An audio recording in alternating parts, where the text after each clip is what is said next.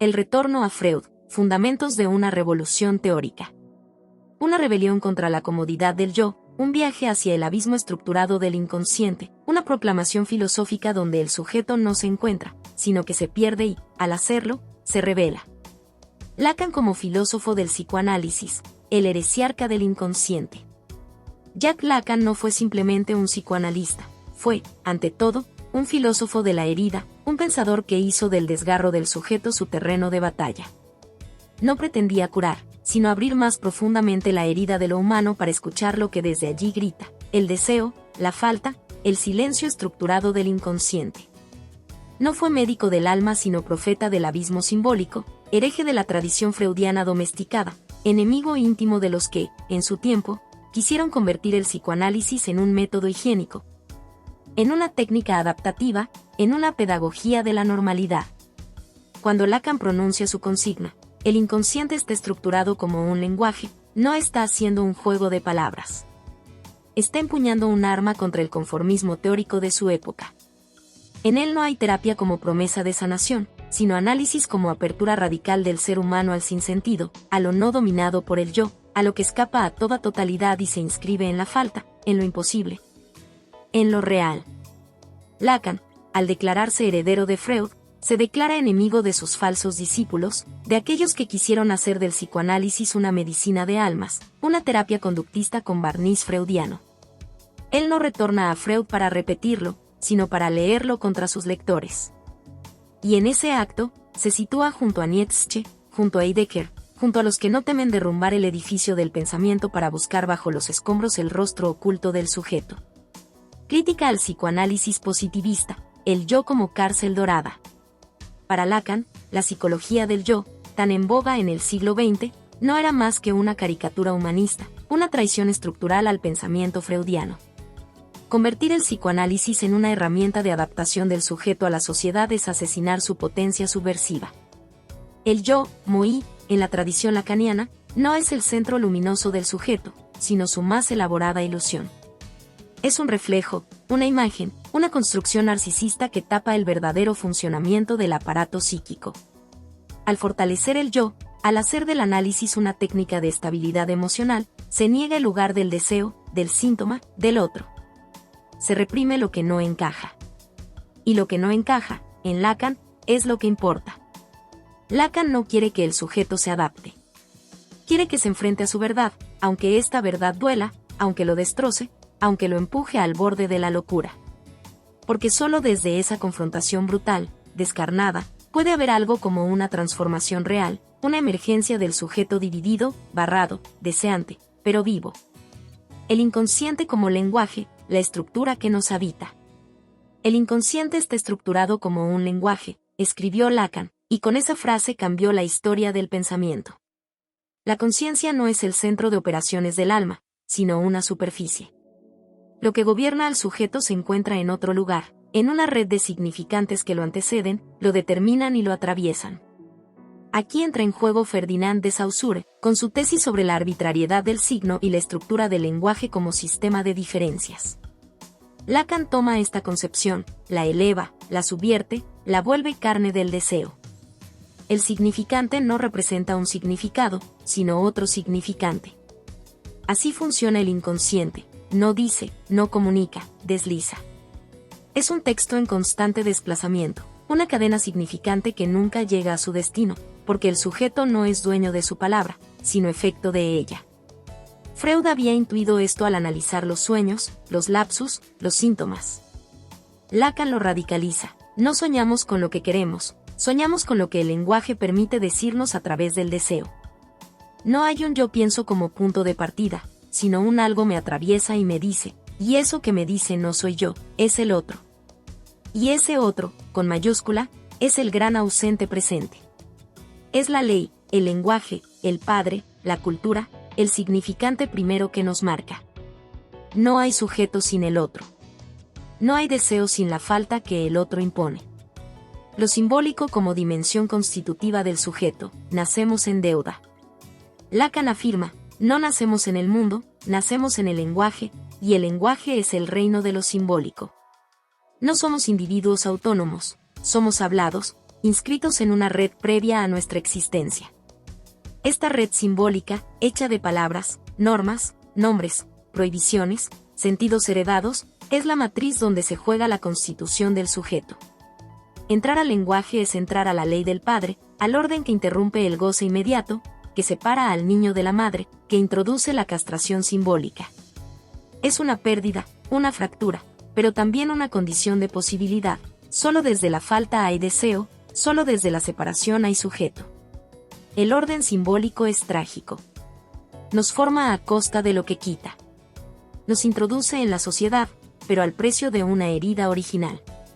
Y esa herida, que nunca cierra, es el corazón del sujeto lacaniano. Nunca seremos completos, nunca estaremos plenamente realizados, porque fuimos constituidos como falta. El síntoma, el acto fallido, el deseo inconfesable, todo eso no es disfunción, es la verdad del sujeto que irrumpe por las grietas del orden simbólico. Conclusión, una revolución donde el yo se disuelve y el sujeto se revela. El retorno de Lacan a Freud no es arqueología. Es dinamita. Es un intento desesperado y lúcido por salvar el psicoanálisis de sí mismo, de su reducción a técnica, de su institucionalización cómoda y cobarde. Es una revolución filosófica en toda regla, porque redefine al sujeto, a la verdad, al deseo, al saber, al lenguaje, y a la propia idea de curación. Lacan no propone sanar, sino asumir el malestar como verdad, escuchar al síntoma como escritura del alma herida, y sostener el deseo como fuego que arde más allá del sentido. Es un llamado a despojarse de ilusiones, a soportar la angustia, a vivir en la falta y hacer de esa falta un acto, una afirmación, una ética. Frente al yo feliz de la psicología positivista, Lacan alza el grito trágico del sujeto dividido. Y en ese grito, que puede parecer desesperado, hay una extraña esperanza, la de no tener que mentir más, la de poder, al fin, mirar de frente a lo que somos cuando el espejo se rompe. El sujeto del inconsciente, entre Descartes y la escisión lacaniana. Un grito en el abismo del ser, donde el yo se desmorona y la verdad emerge como herida. No hay certeza sin sombra, no hay sujeto sin pérdida. Lacan desgarra el velo del cogito para mostrar, en el corazón del pensamiento, el agujero negro del deseo. 1. Del cogito al grito, la herida que Descartes no vio. Pienso, luego existo. Con esta fórmula, Descartes quiso construir un punto de partida absoluto, una roca inamovible desde la cual levantar el edificio del saber. El sujeto cartesiano es una conciencia que se afirma a sí misma, una certeza sin fisuras. Duda de todo menos de su propia capacidad de pensar. Y desde ese pensar, desde ese acto puro de reflexión, construye un mundo, ordena, domina. Lacan mira a Descartes con admiración y con sospecha. Ve en su cogito una operación brillante, pero incompleta. Porque hay algo que no piensa en nosotros. Algo que no se deja atrapar por la luz de la conciencia. Algo que no dice yo pero nos habita como verdad más profunda.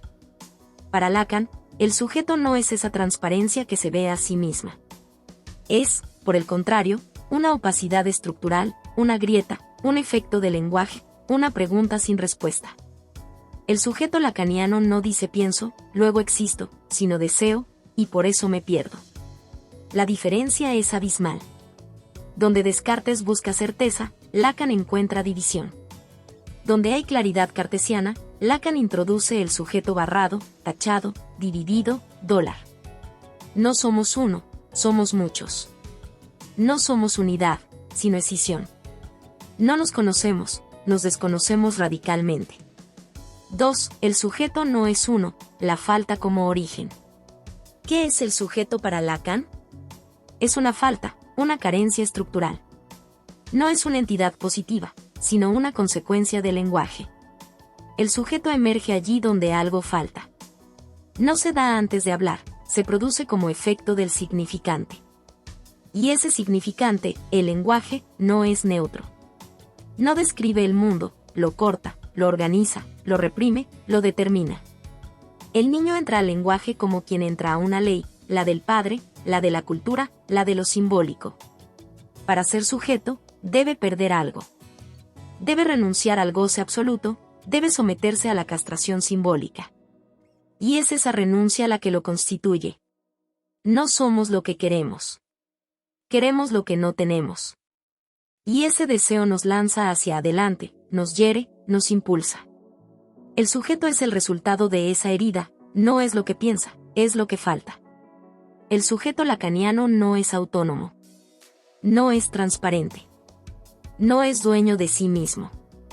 Es hablado por el otro, estructurado por el lenguaje, atravesado por el deseo, dividido entre lo que dice y lo que es.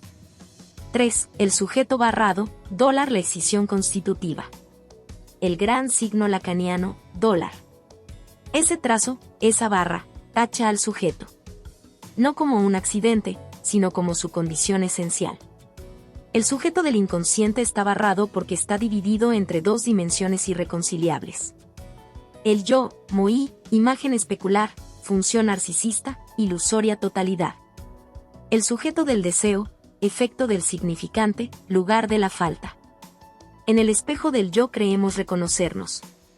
Pero lo que vemos es una imagen. No somos esa imagen. Lo que somos no se ve, no se dice completamente, no se representa. Está siempre un paso más allá. Esa distancia, esa separación, es la escisión constitutiva del sujeto. No hay armonía interior. Hay conflicto. No hay completud. Hay vacío. No hay identidad estable.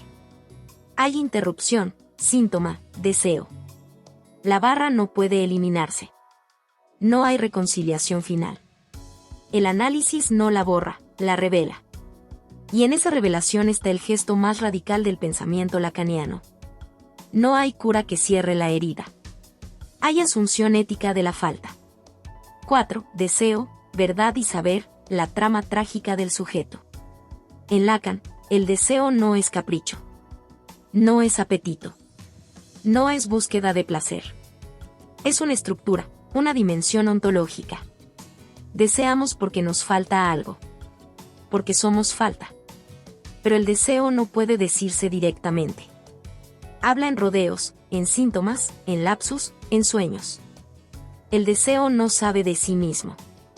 Y por eso su relación con el saber es paradójica, solo se sabe lo que se resiste al saber. El saber más verdadero es el que se revela en lo que no entendemos, en lo que nos desborda. Y aquí entra la verdad. En Lacan, la verdad no es una certeza objetiva. Es lo que se dice a medias. Siempre está medio dicha, la verite semidit. Nunca se expresa del todo. Siempre se escapa. Pero es en ese escape donde se revela lo esencial.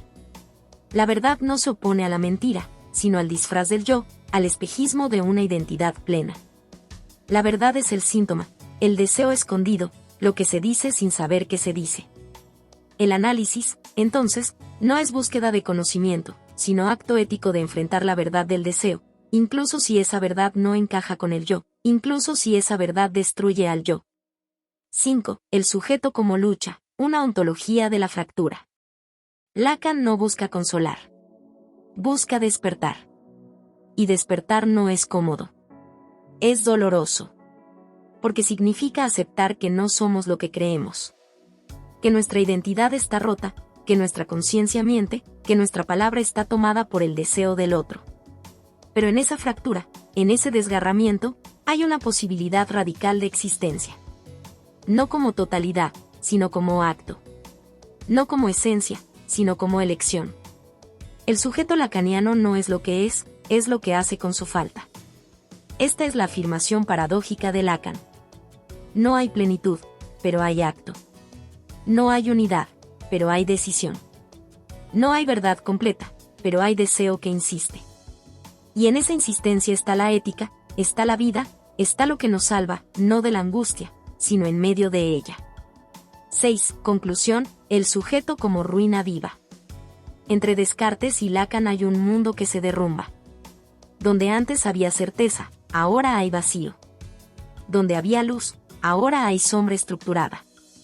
Donde había sujeto como origen del saber, ahora hay sujeto como efecto de un saber que lo desconoce. Pero esta caída no es nihilismo. Es transformación. Lacan no quiere destruir al sujeto, quiere despertarlo de su ilusión. Mostrarle que su fuerza no está en el yo, sino en su capacidad de habitar la falta, de afirmar el deseo, de hacer de su división una forma de verdad. El sujeto lacaniano no es el rey del mundo. Es su herida. Pero desde esa herida, desde ese lugar sin lugar, puede decir, puede desear, puede amar, puede, como Antígona, mantenerse fiel a lo que no se puede decir sin morir. Y eso, en tiempos donde todo busca completud, positividad, solución, es el gesto más radical, más poético y más vital que puede hacerse. Existir como falta y amar como grieta. El estadio del espejo, el nacimiento de la identidad imaginaria. El yo nace ante un reflejo, pero ese reflejo es una mentira brillante, un abismo disfrazado de forma. La identidad, en Lacan, no es otra cosa que un espejismo necesario, un gesto de amor hacia la imagen que nunca fuimos. Aquí comienza la fábula trágica del sujeto humano. Cuando se reconoce, se pierde; cuando se afirma, se aliena. 1. Nacimiento ante el cristal, el instante de júbilo. Imaginemos la escena primigenia. Un niño, aún incapaz de coordinar su cuerpo, de pronunciar palabra, de dominar sus movimientos, es colocado frente a un espejo. En ese instante, brutal, glorioso, fundacional, se produce un reconocimiento: ese soy yo. Pero es un reconocimiento mentiroso. Porque el niño no es eso. Todavía no es unidad, ni dominio, ni forma coherente. Es fragmentación pura, un cuerpo que no se gobierna, un caos interno. Y sin embargo, ante esa imagen, completa, redonda, erguida, el niño se identifica. Ese reflejo no es él, pero es más que él, porque encarna una posibilidad, una totalidad que aún no posee. Y por eso, se aferra. Desea ser eso. Así nace el moi, el yo. Y así, en un mismo gesto, nace también la alienación. Lacan describe esta escena como el estadio del espejo. No como un episodio anecdótico del desarrollo, sino como un momento estructurante del sujeto humano. Porque allí se produce la identificación primordial, la matriz de toda subjetividad moderna. Creernos lo que vemos, aunque lo que veamos no sea nosotros. 2. El yo como espejismo, alienación e identificación. Lo que llamamos yo no es un centro. No es una esencia. Es una imagen exterior. Una imagen que, desde afuera, nos promete unidad, cohesión, forma. Pero esa unidad es prestada. No viene de dentro, sino de fuera. El yo es un reflejo adoptado. Y, por tanto, es ya desde el inicio alienado. El yo no nace del ser, nace de la imagen. Y esa imagen se impone como modelo, como aspiración, como tiranía. La identificación, ese mecanismo de amor y de renuncia, nos ata a una figura externa. Quiero ser eso que veo. Pero nunca lo soy del todo. Esa es la estructura misma del narcisismo. Y el narcisismo, para Lacan, no es una patología individual. Es el drama estructural de todo sujeto humano. Porque desde el primer momento en que decimos yo, hablamos desde una imagen que nos excluye. El yo es siempre un otro. Es una promesa que nos constituye como ausencia de sí. 3. Semblante contra fragmentación, la función imaginaria del yo. ¿Por qué nos aferramos a esa imagen? Porque nos salva de la angustia de la fragmentación. Antes del espejo, el cuerpo del niño es una multiplicidad sin centro. Una vivencia desarticulada, sin mapa, sin límite.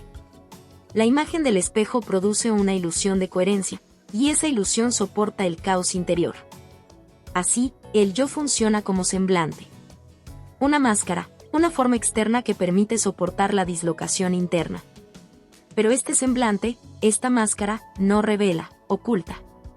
No muestra la verdad del sujeto, la encubre bajo un rostro de unidad. Y a ese rostro, a ese reflejo, le ofrecemos amor, devoción, sacrificio. Así se instaura la tiranía del yo. Una dictadura de la forma sobre la verdad. De la imagen sobre el deseo. Del parecer sobre el ser. 4. Lo imaginario, la trampa brillante del narcisismo. Lacan llama lo imaginario a esta dimensión de la imagen, del yo, de la relación especular.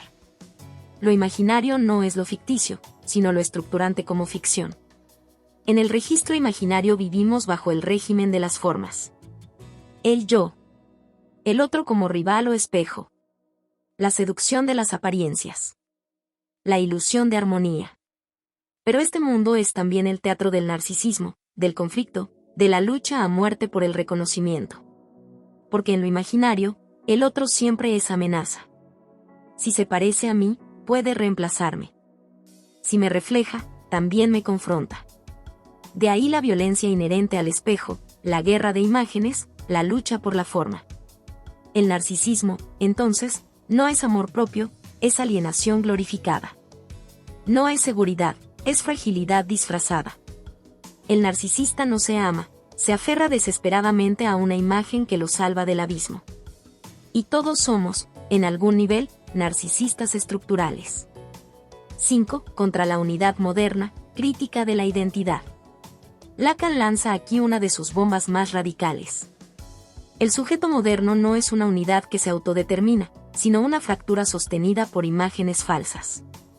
Esto lo sitúa en abierta oposición a toda la tradición humanista y moderna que afirma la soberanía del sujeto, su identidad estable, su capacidad de autorrealización. Para el discurso moderno, el sujeto es autónomo, racional, dueño de sí, portador de derechos y voluntades. Para Lacan, el sujeto es escindido, deseante, barrado por el lenguaje, fascinado por una imagen que lo aleja de su verdad. La identidad, esa palabra sagrada del mundo contemporáneo, no es más que una ficción útil, una estructura imaginaria que oculta la grieta constitutiva. No hay ser uno mismo. No hay esencia interior esperando a ser descubierta. Hay una historia de identificaciones alienantes, de imágenes amadas, de renuncias profundas. Y sin embargo, esto no es una condena. Es la posibilidad de una ética más radical. Una ética que no se base en la autenticidad ilusoria, sino en el coraje de habitar la falta. 6. Conclusión, amarse como máscara, habitar la grieta. El estadio del espejo es un nacimiento. Pero no el nacimiento del ser, el nacimiento del yo como ficción. Una ficción necesaria, una trampa vital. Lacan no busca que eliminemos el yo. Sabe que eso es imposible. Pero nos invita a mirar más allá del espejo, a sospechar de nuestras identificaciones, a entender que el sujeto verdadero no está donde creemos reconocernos, sino donde la imagen se rompe. Allí, en la fisura entre lo que vemos y lo que somos, aparece la posibilidad de un acto ético, de una existencia que no se conforme con parecer, sino que se atreva a desear, incluso a costa del yo. El espejo fue nuestro primer amor, y también nuestra primera traición. Tal vez la madurez del sujeto no sea dejar de amar su reflejo, sino saber que no es él, y aún así seguir adelante. No como unidad, sino como fractura viva. No como imagen, sino como deseo que insiste. No como identidad, sino como gesto radical de existencia en medio del abismo. El lenguaje como tragedia, filosofía del significante. El lenguaje no es un instrumento que usamos, es una estructura que nos atraviesa, nos funda y nos condena. El hombre no habla, es hablado. Y en ese hablar se produce la tragedia fundamental del sujeto, ser habitado por palabras que no son suyas, que lo nombran antes de que pueda elegir, que lo marcan antes de que pueda actuar. Aquí, en la trampa del significante, comienza la verdadera caída. 1. El significante y la herida original, más allá del signo. La diferencia entre signo y significante no es meramente semántica. Es ontológica. Es la línea que separa el mundo de la representación del mundo del deseo, la vida del organismo de la vida del sujeto. El signo, al estilo de Saussure o de la semiótica clásica, establece una relación funcional, signo igual a significante más significado. Se trata de un sistema cerrado, práctico, instrumental. Un signo remite a una cosa. El lenguaje, en esa visión, sirve para comunicar, designar, informar. Pero Lacan dinamita esta concepción utilitaria. Para él, el significante no es un medio para decir el mundo, es la estructura que nos hace sujetos. No representa objetos. Representa a un sujeto para otro significante. No hay plenitud, no hay cierre. Hay deslizamiento, falta, abismo. Y allí está el sujeto. El significante no designa, hiere. No explica, divide. No nombra, impone. Ser nombrado, tener un nombre, un lenguaje, un orden simbólico, es ser introducido a la violencia del otro. A un sistema que existía antes de ti, que te llama antes de que puedas decir yo, que te inscribe en una cadena cuyo sentido no controlas. Ser sujeto es ser marcado, ser cortado por el significante. 2. El significante nos crea y nos cautiva. Lacan afirma, el inconsciente está estructurado como un lenguaje. Esto significa que no hay sujeto fuera del lenguaje.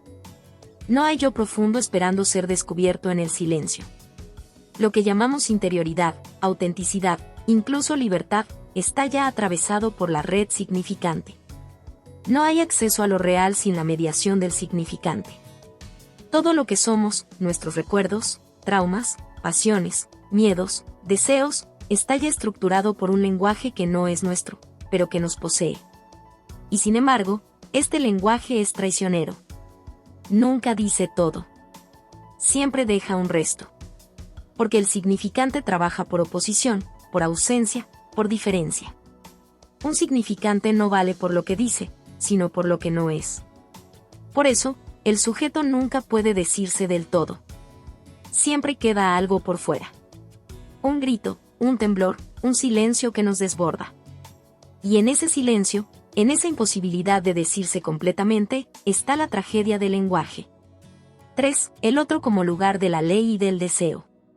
Aquí aparece una figura central en la arquitectura lacaniana, el otro con mayúscula. El otro no es simplemente los demás. Es la instancia simbólica que nos habla antes de que podamos hablar. Es el lenguaje mismo como estructura, como ley, como inscripción. Cuando un niño nace, no nace en un vacío. Nace en un campo ya lleno de significantes. Un nombre que lo espera. Un lugar familiar. Un sistema de expectativas. Una historia que lo antecede. Ese otro, el lenguaje de la madre, la ley del padre, el deseo de los padres, es el terreno sobre el cual se edifica su subjetividad.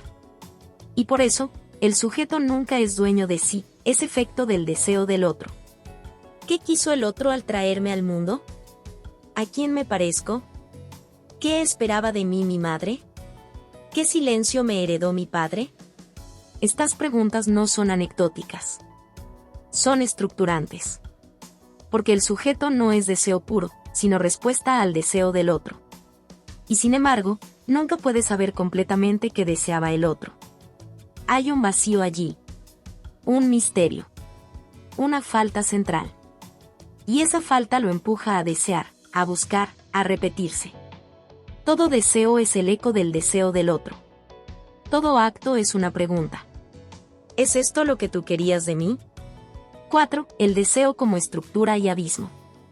Si el sujeto es efecto del significante, entonces su deseo no es autónomo, no brota de sí como un manantial natural. Es una respuesta diferida, deformada, al deseo del otro. Así, el deseo humano no es simplemente querer algo. Es querer ser querido. Ser deseado en el deseo del otro. Y como nunca se sabe del todo qué quiere el otro, el deseo nunca se satisface completamente. Se desliza, se multiplica, se sustituye. El objeto deseado nunca colma, porque el verdadero deseo no es por el objeto, sino por el reconocimiento. Esta estructura convierte el deseo en una máquina de repetición y falta. Y aquí está el núcleo trágico. Deseamos lo que no podemos nombrar. Anhelamos lo que no podemos decir. Nos movemos en busca de un significante imposible. Lacan lo formula así. No hay metalenguaje. No hay un lenguaje superior que nos permita salir del lenguaje. No hay una palabra final, total, cerrada, que diga todo lo que somos. Siempre hay resto. Siempre hay lo indecible. Y eso indecible nos constituye. 5. La imposibilidad de decirlo todo, el goce como exceso. Allí donde el significante no alcanza, donde el lenguaje tropieza, donde la palabra no basta, aparece una dimensión temida y fascinante, el goce. El goce no es placer. Es exceso, desborde, ruptura del orden significante. Es lo que el lenguaje no puede asimilar, pero tampoco eliminar. Goce es ese dolor que no se puede nombrar.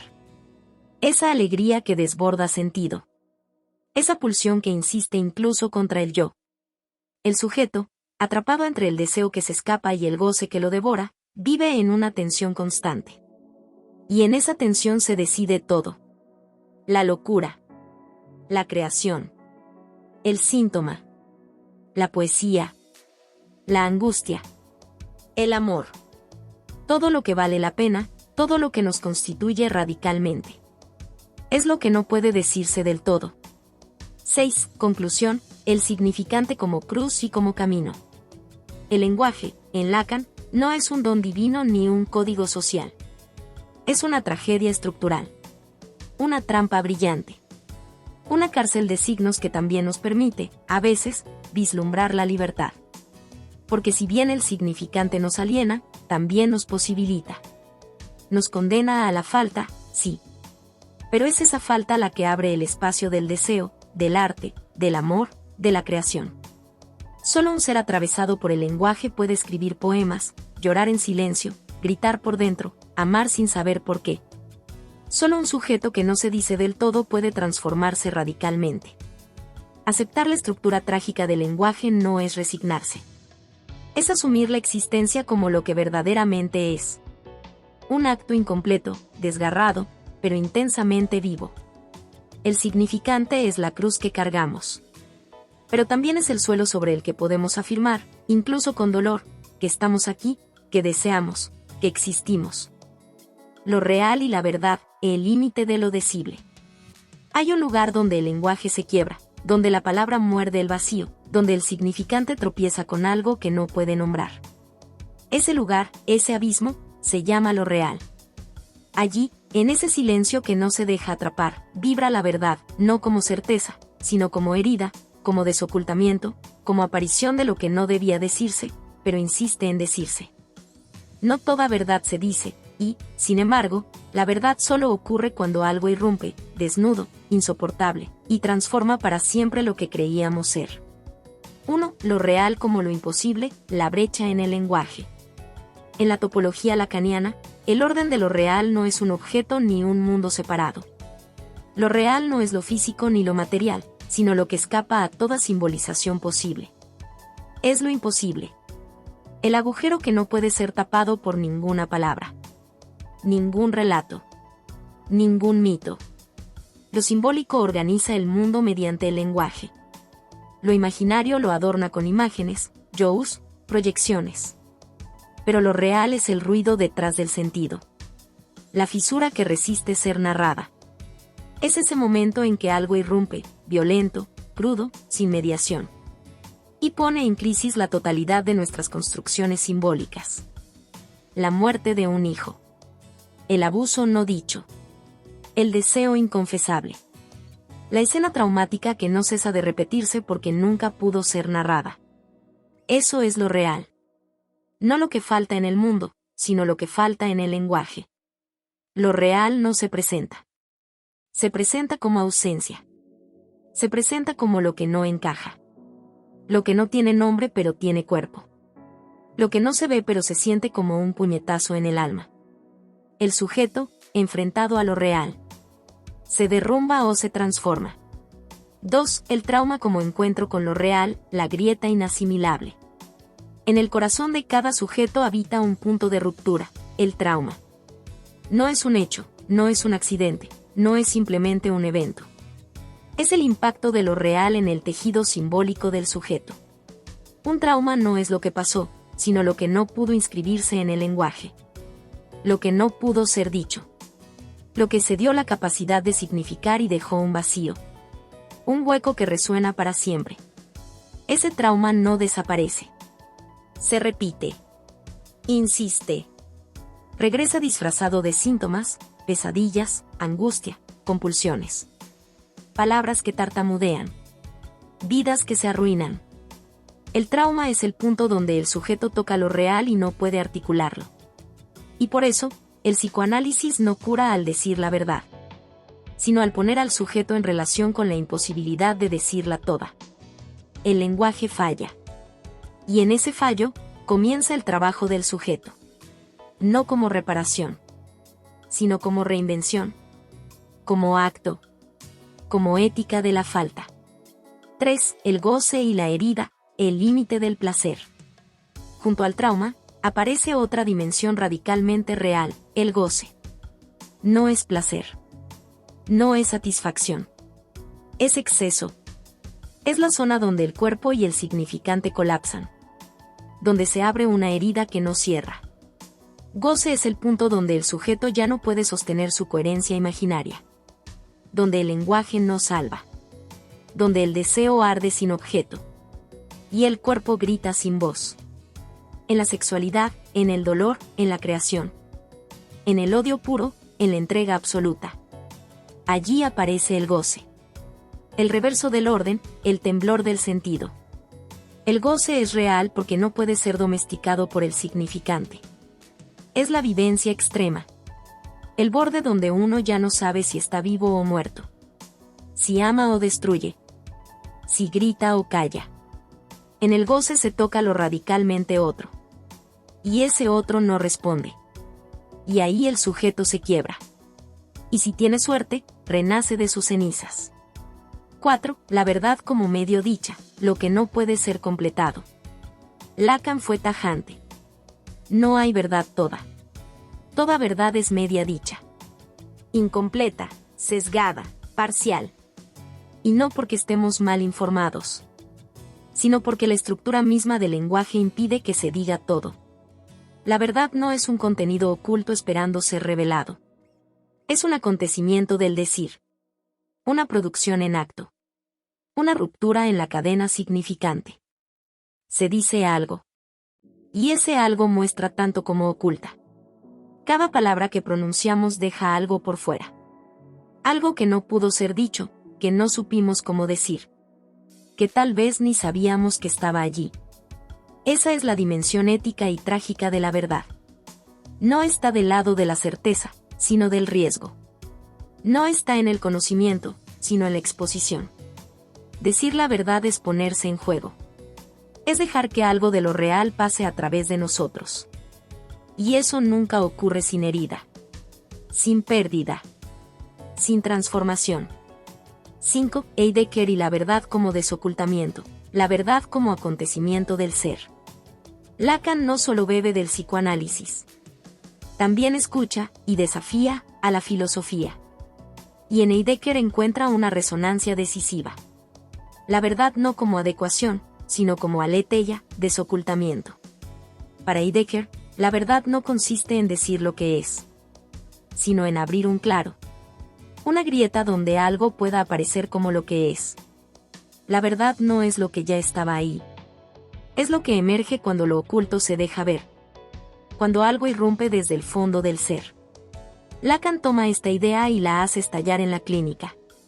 El acto analítico no revela la verdad del paciente, sino que crea el espacio para que algo de su verdad se diga. Aunque sea en un tropiezo. En un lapsus. En una ruptura del sentido. Allí donde el sujeto deja de controlarse. Allí donde el lenguaje ya no responde a la voluntad del yo.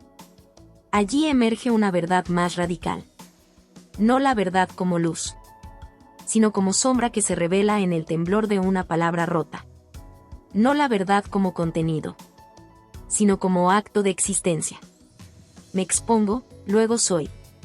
6. Transformación radical, lo real como motor del despertar. Si lo real es el límite, entonces también es la posibilidad. El sujeto no nace en la plenitud, nace en la falta. Y esa falta no es una maldición, sino la condición misma de su libertad. Porque si todo pudiera decirse, si todo estuviera cerrado por el lenguaje, no habría deseo, no habría creación, no habría transformación. Es en ese imposible de decir, en ese vacío que duele pero llama, donde el sujeto puede elegir, puede afirmar su existencia más allá del significante. El psicoanálisis, en este punto, se convierte en una práctica ética y ontológica. No busca adaptar al sujeto, sino despertarlo. Despertarlo al hecho de que no hay garantía. No hay sentido total. No hay otro completo. solo hay lo real, como límite y como grito, como herida que sangra y como raíz de la vida.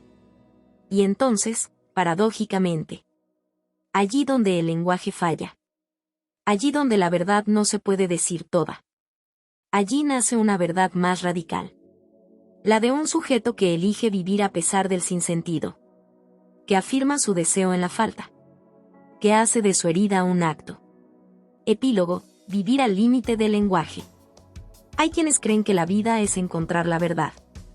Otros creemos que la vida comienza cuando aceptamos que la verdad no se deja atrapar. Lo real no es el fin de todo. Es el inicio de una ética. La ética de quien sabe que no hay completud, que no hay palabra final, pero que aún así elige hablar, desear, amar, crear. Allí está el sujeto. Allí estás tú. Allí estamos todos. Viviendo al borde del abismo. Bailando sobre la grieta. Gritando en silencio lo que no se puede decir.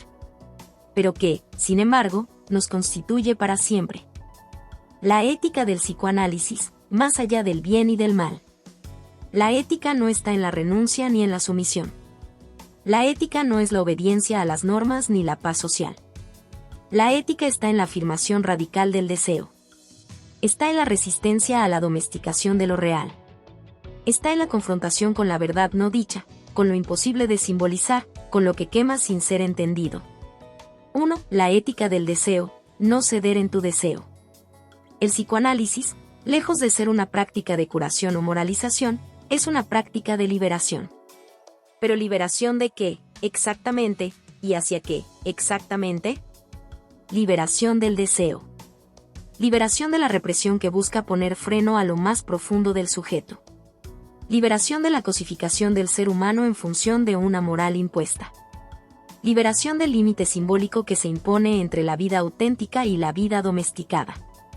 La ética del psicoanálisis se puede reducir a una máxima radical: no cedas en tu deseo. El deseo es la única fuente de autenticidad. Es el único motor de la vida. Y, sin embargo, la cultura y las estructuras sociales nos enseñan, desde la infancia, a ceder en nuestro deseo, a adaptarlo, a moldearlo según las expectativas ajenas. No ceder en tu deseo no es un llamado a la satisfacción inmediata, ni a la indulgencia hedonista. Es una llamada a la confrontación con lo real. Es un acto de resistencia frente a la normativa que estructura nuestras vidas. Es el rechazo a la sumisión ante los deberías y los tienes que.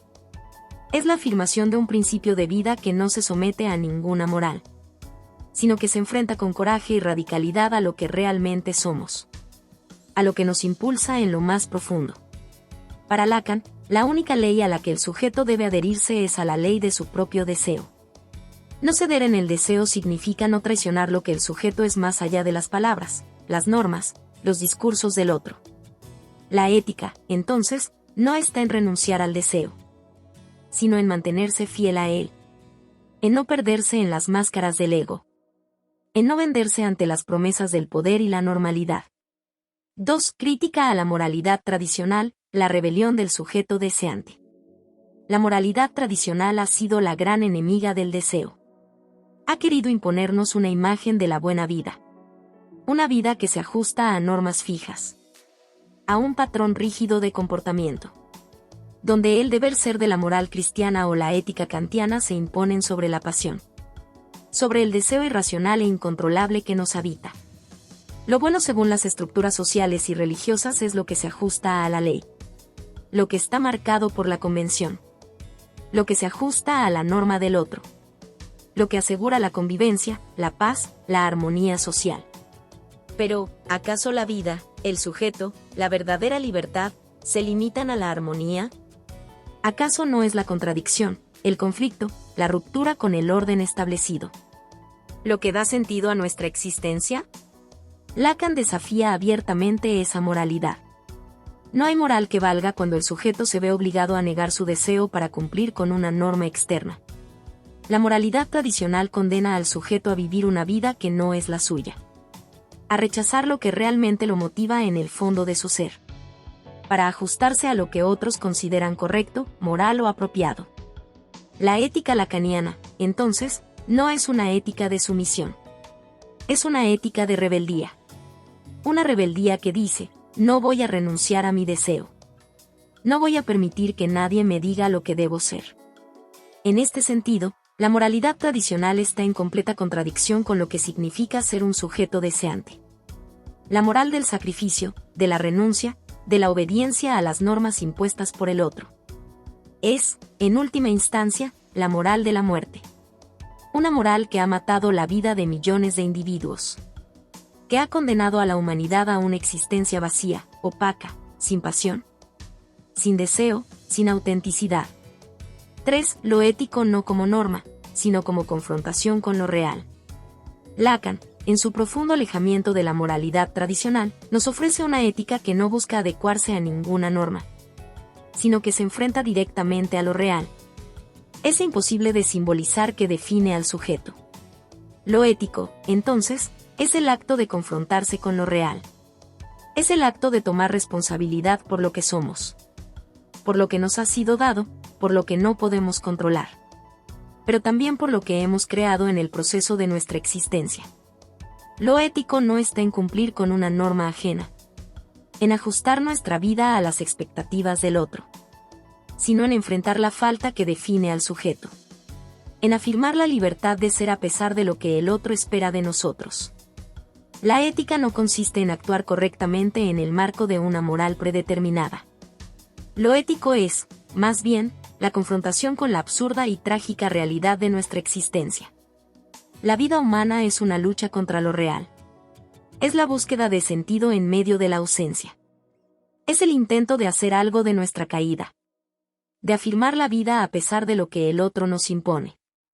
Así, la ética lacaniana se aleja de las viejas nociones de deber, de hacer lo correcto, de cumplir las expectativas, para sumergirse en el terreno de lo irreductible, de lo que no se puede simbolizar, de lo imposible de controlar.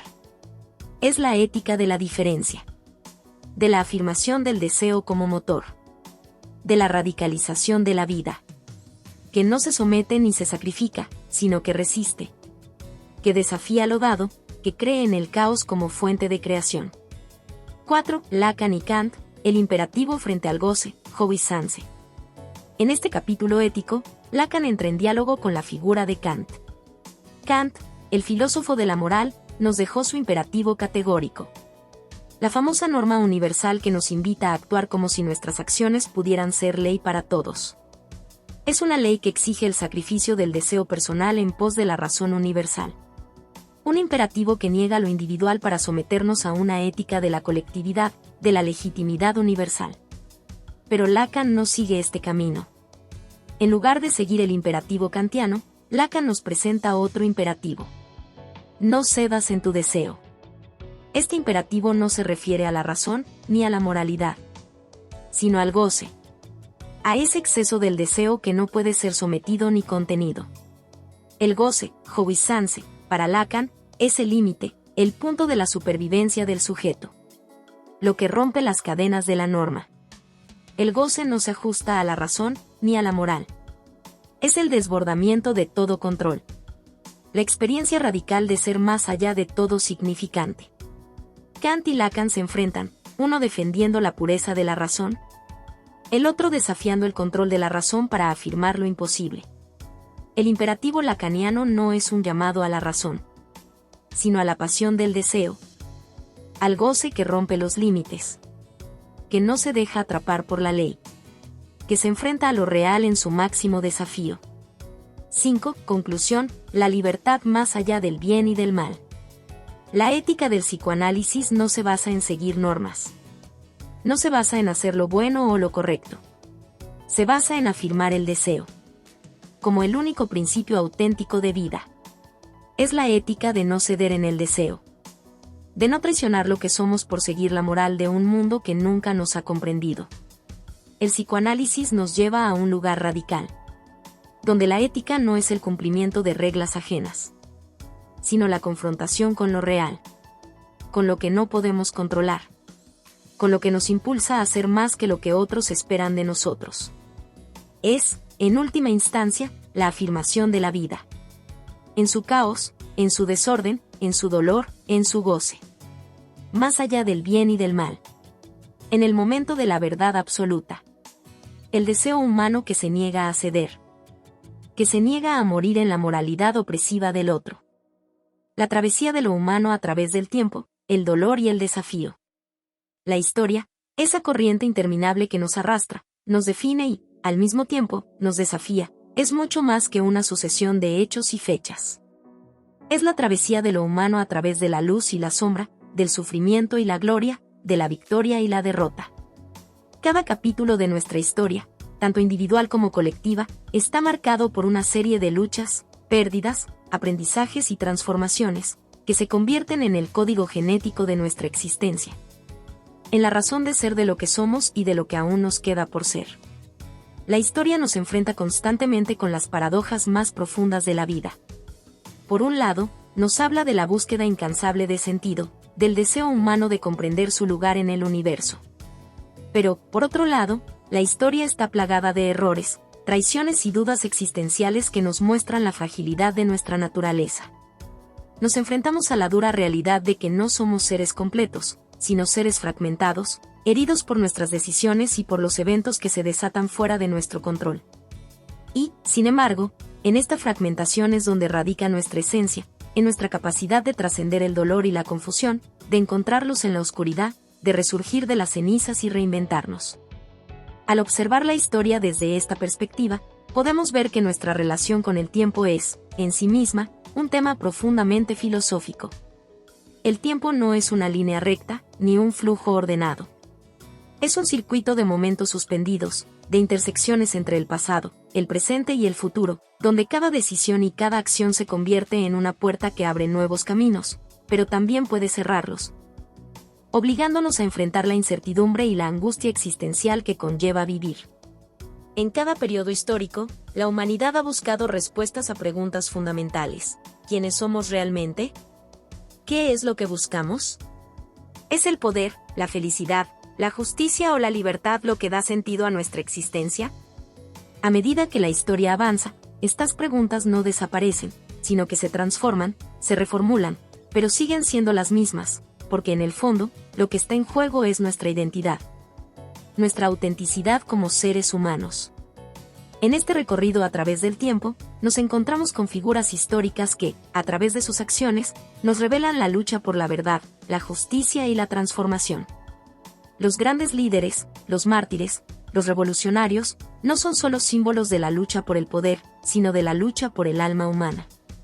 La historia, entonces, no es solo una serie de eventos políticos o militares, sino una tragedia épica, donde el alma humana, en su infinita complejidad, trata de entender su relación con lo divino, lo trascendental, lo absoluto.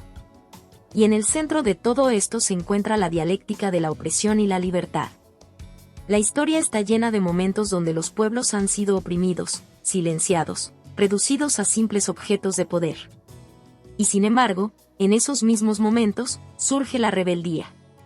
La historia nos enseña que la opresión no es simplemente un fenómeno externo, sino también interno, una opresión del alma, una forma de autorrepresión que se manifiesta en la moral impuesta.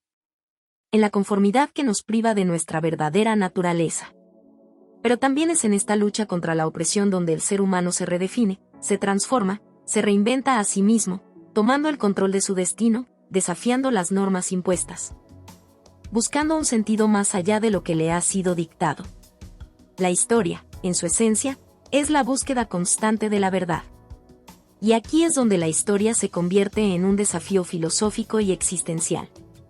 La verdad nunca es absoluta ni inmutable, siempre es parcial, siempre está en constante evolución.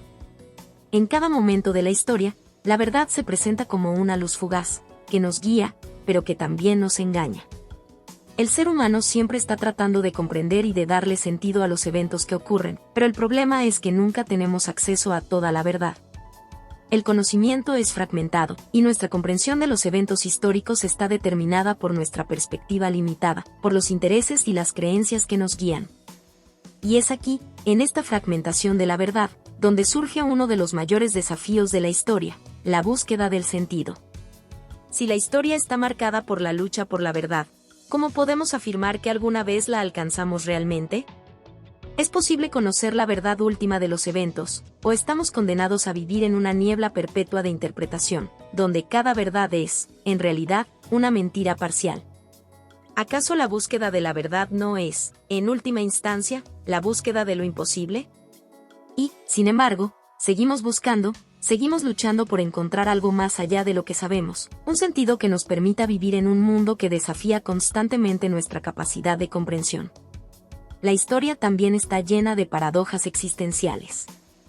Por un lado, el ser humano ha demostrado una capacidad extraordinaria para el progreso, para el desarrollo de nuevas tecnologías, nuevas formas de organización, nuevas visiones del mundo. Pero, por otro lado, el sufrimiento y la violencia han acompañado cada paso del progreso.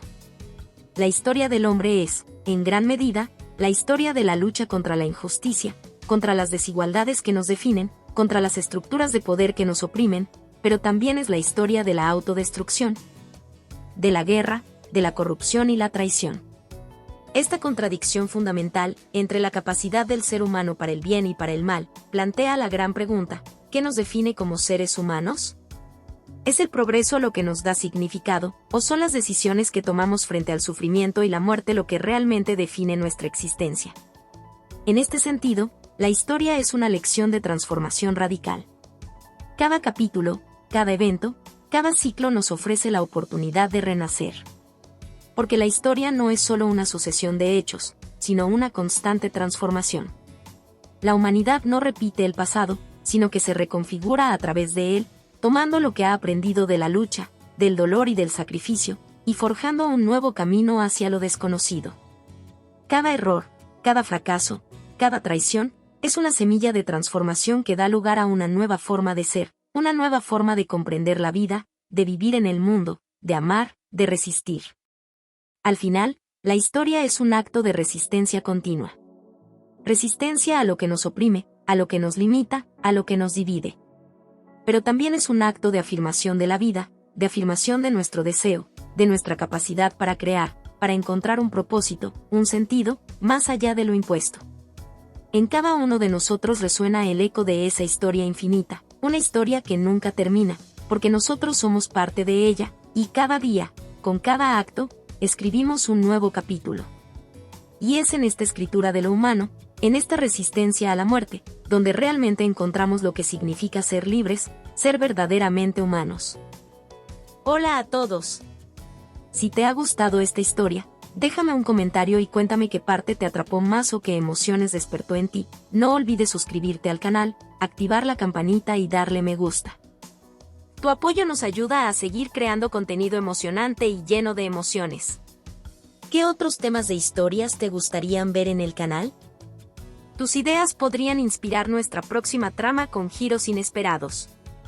Gracias por acompañarnos, nos vemos en el próximo video.